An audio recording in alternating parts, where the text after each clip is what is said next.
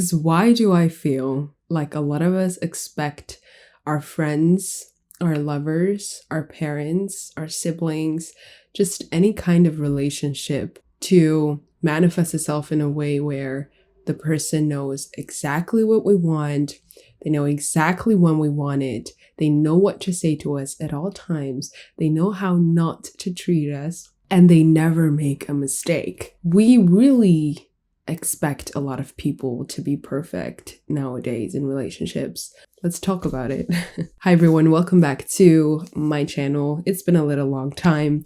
I've been booked, busy, working my ass off, and today I had the luck, maybe I felt unlucky because I got really sick this week, but it allowed me to have the time to think and to record at the same time. So here we are today. I hope you're doing good. Today I want to talk about a topic that really just came to me this morning as I woke up. Like, first thing, you're the first person I'm talking to today. It's really early. I started to realize that there is a lot of subconscious ideas and stories we tell ourselves about the people that we want to have in our life, about the relationships we want to have.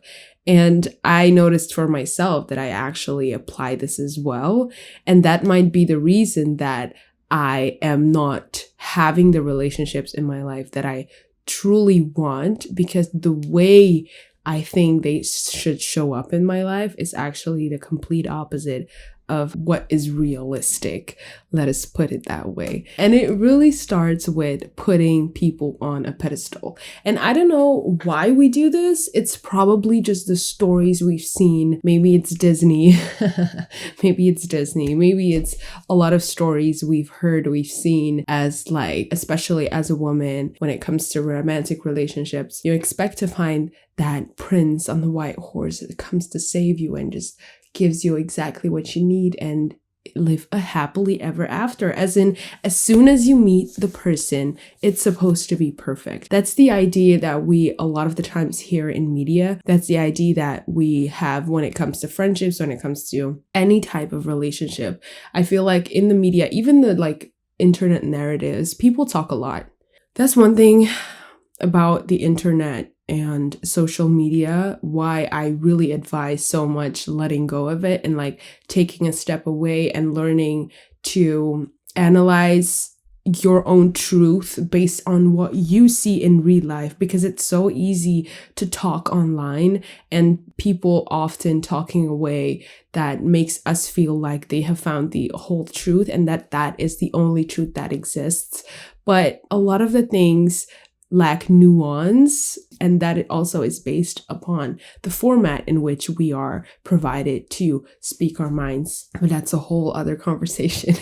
But basically what I'm trying to say is a lot of the ideas we see on social media, it's just little snippets of insights that people have received maybe in real life, but it will not apply to every single situation, to every single person, and it's never going to be the full truth, because life is way more complicated than one sentence. Life is way more complicated than just one insight or one understanding of relationships, friendships, partnerships. So that's why we're here today, to break down a little that idea and to see how maybe we can be the problem, and maybe we should rewire our ideas of what relationships are in order to have better relationships and also be more gracious and understand love in a different way than we might have before. So especially in the podcasting world today, and yes, I'm part of that world, I know, and you can think about it whatever you want. I like being here. It really has done a lot for me in my life, but I think it's very important, and what we do lack a lot in the podcasting world is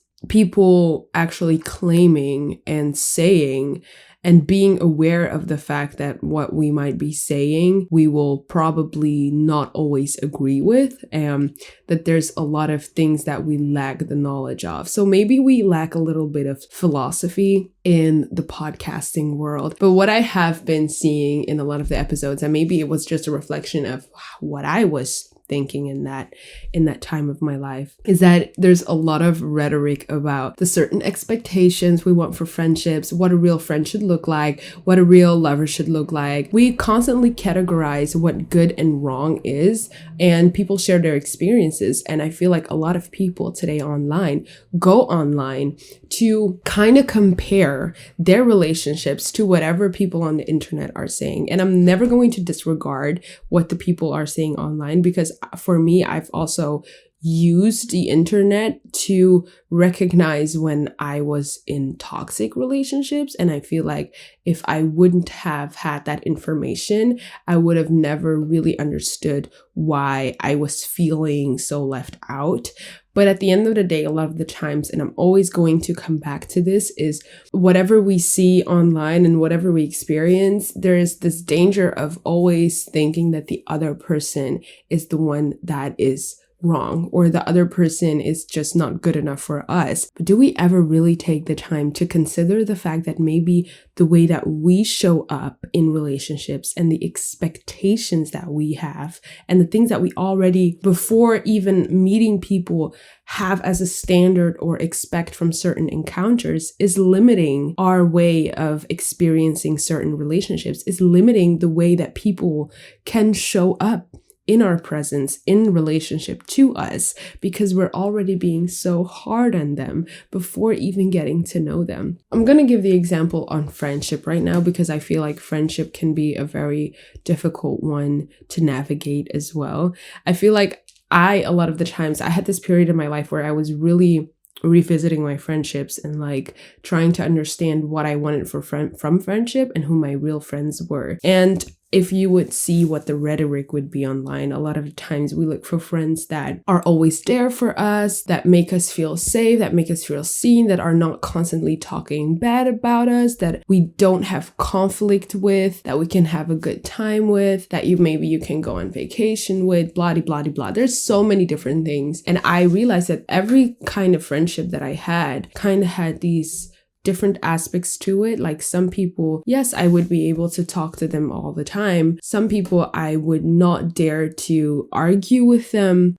Some people, I felt like there were parts of me that I wasn't able to show them. And when you start to look at your friendships one by one like that, you might start thinking that they are the problem or that they are not good enough as a friend, because there's these few boxes that they do not tick, right? And the thing is, I'm a very person, I don't like to have confrontation. If I don't want to be friends with someone, or if I feel like something is off, I just distance myself. But I've realized in the distance as well that myself, I had the problem where if there were things that were lacking in a relationship, I would not talk about it. I would not even give the person an opportunity to maybe show up in a different way. I would just walk away.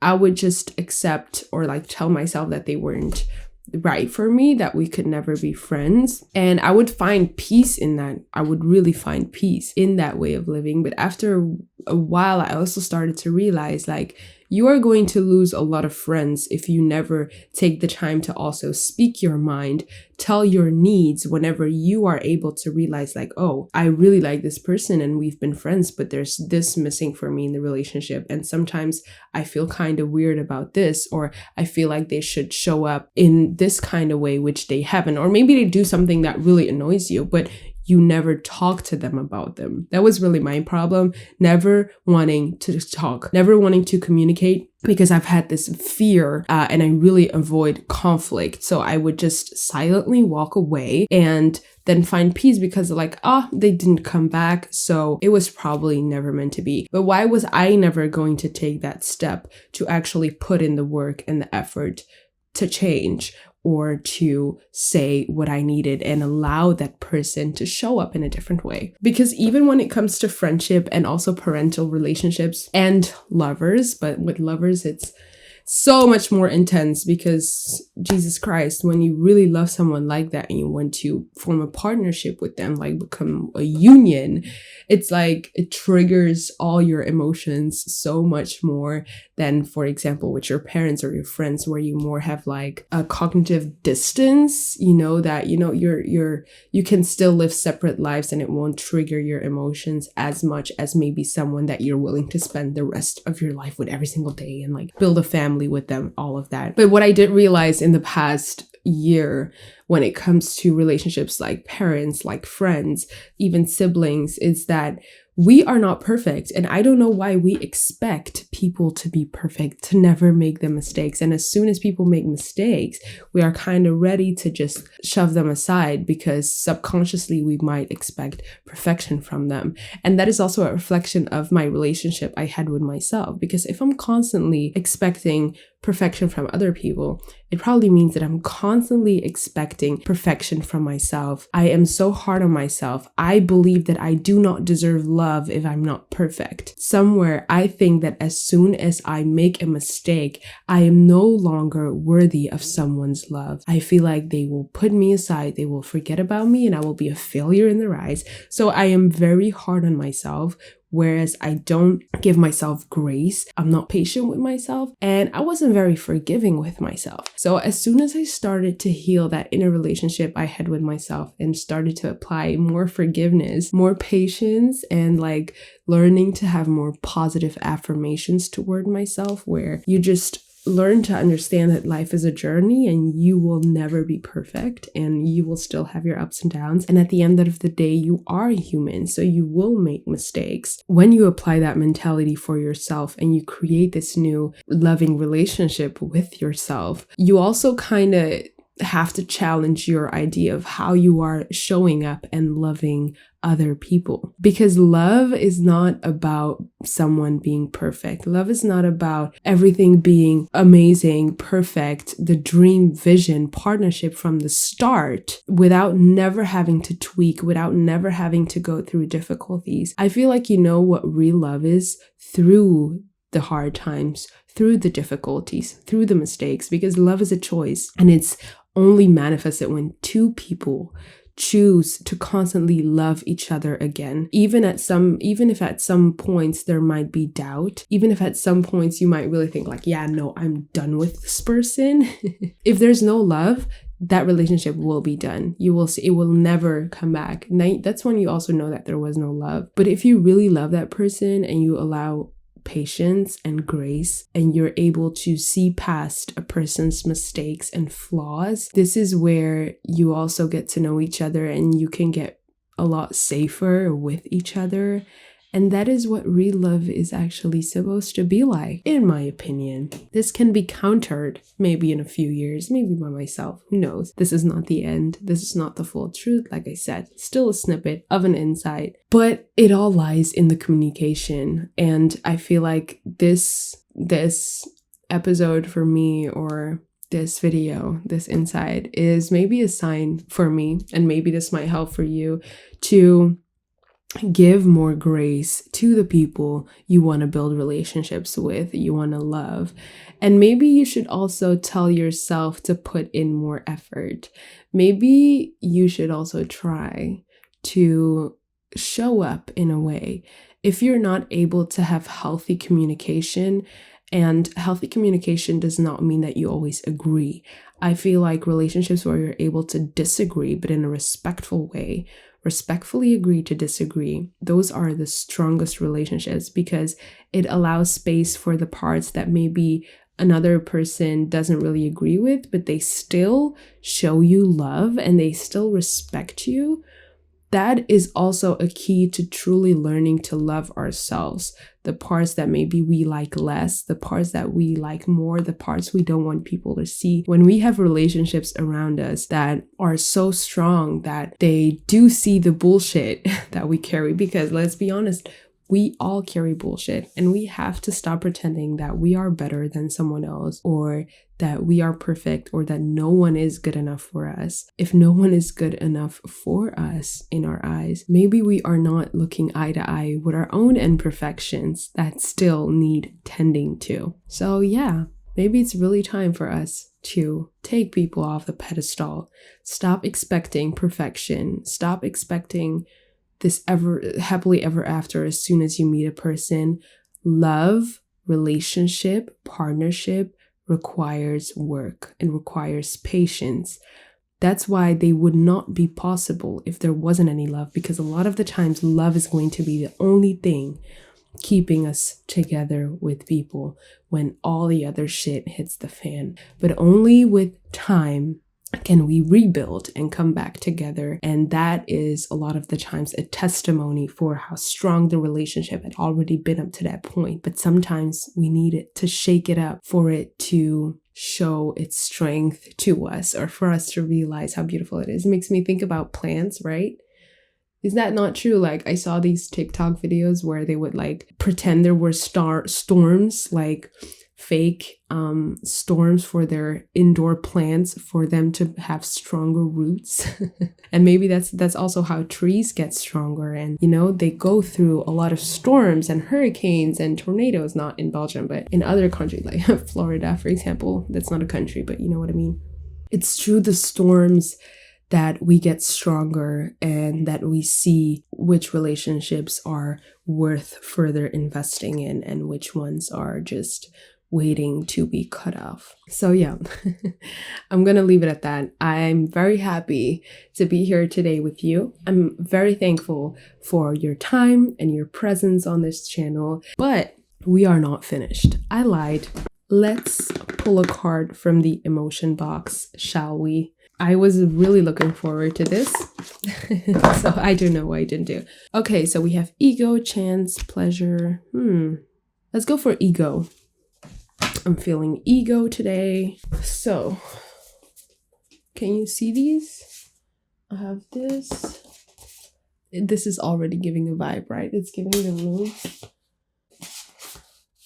Okay, that was easy because this is literally what the vibe in the room is like today. So we're choosing this one. Let's see what it says.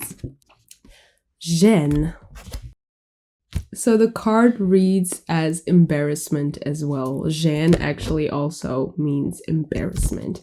And I'm gonna kind of read a little part of what they're saying. So you probably envy the people who let mistakes slide, but maybe we are just too hard on ourselves. According to sociologist Irving Hoffman, embarrassment serves as an important purpose. Our discomfort indicates that we realize that we have broken a social rule.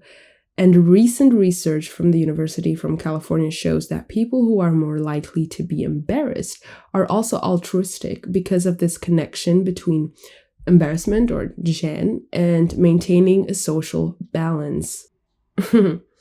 But unwillingly also make us break the rules. I'm still gonna work on finding a way to translate it well, but I just had a little epiphany reading this because I have been feeling, I think one of the feelings that brought me to this point of having this conversation is shame. Because I'm dealing with some personal stuff when it comes to relationships, and I realized how I felt this nagging need for like my insecurities to be met, to be seen, to be, you know, recognized, to be, I don't know, how do you say, not nurtured, but like soothed by another person. And I was getting very angry. And then I realized that it was actually a me problem.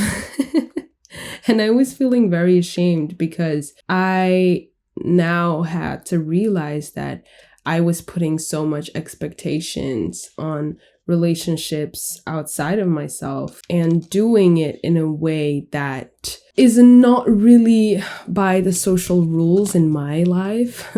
And I realized that a lot of the times I expect people to know what my rules are, to know how to operate in my presence, how to treat me, but I never apply those rules. I felt a lot of embarrassment because when we realize our insecurities and we share that with the people we love, it's like I am showing parts of myself that I am embarrassed of, that I don't want to show, that I want to get rid of, that I'm ashamed of. And now it can be scary because we don't know, will that person still love me? And if I'm already scared that if I am no longer going to be loved by a person just because I still have my flaws Imagine how hard it must have been for other people to feel loved by me or to have a relationship with me if I'm immediately disregarding them as soon as they make a minor mistake. So thank you so much for embarrassment. I'm gonna go with that, and I really hope you enjoyed that message as well. Thank you so much for watching. Now I'm really going to leave the video. I really had a great time. Please feel free to like the video, to subscribe, to share with someone if you feel like they might need this video, this message, or just have a good conversation about this topic. And I definitely hope to see you in the next video. Take care, guys. Bye.